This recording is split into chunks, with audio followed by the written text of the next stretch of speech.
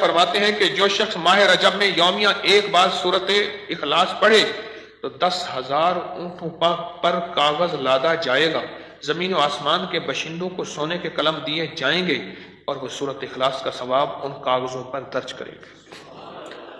ماہ رجب میں صرف روزانہ جو بندہ ایک بار سورت قل ہو اللہ پڑھے گا، رجب، شعبان، رمضان، رجب آیا، سنیں ذرا غور سے، جو ماہ رجب میں صرف ایک بار سورت، اچھا غور سے سنیں، یہ تو اس کے لیے جو ایک بار پڑھے، اور جو زیادہ پڑھے گا پھر کوئی کمال ہے اس کی عطا اور رحمت کا؟ جو زیادہ پڑھے گا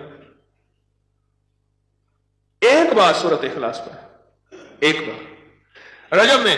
اب اس کے ذرا کمالات سنیے، 10,000 اونٹوں پر کاغذ لادا جائے گا، کتنے ٹن ہوگا؟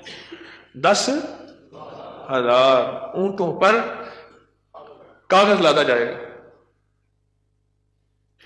زمین و آسمان کے باشندوں کو، زمین اور آسمان، آسمان سے مراد فرشتے، اللہ اکبر، کے باشندوں کو سونے کے قلم دیے جائیں گے کہ لکھو، اس کا ثواب کس کے لیے؟ جس نے پڑھا تھا، لکھو لکھو، اور وہ لکھتے لکھتے لکھتے لکھتے اس کا ثواب اب پتہ نہیں کب تک لکھیں گے۔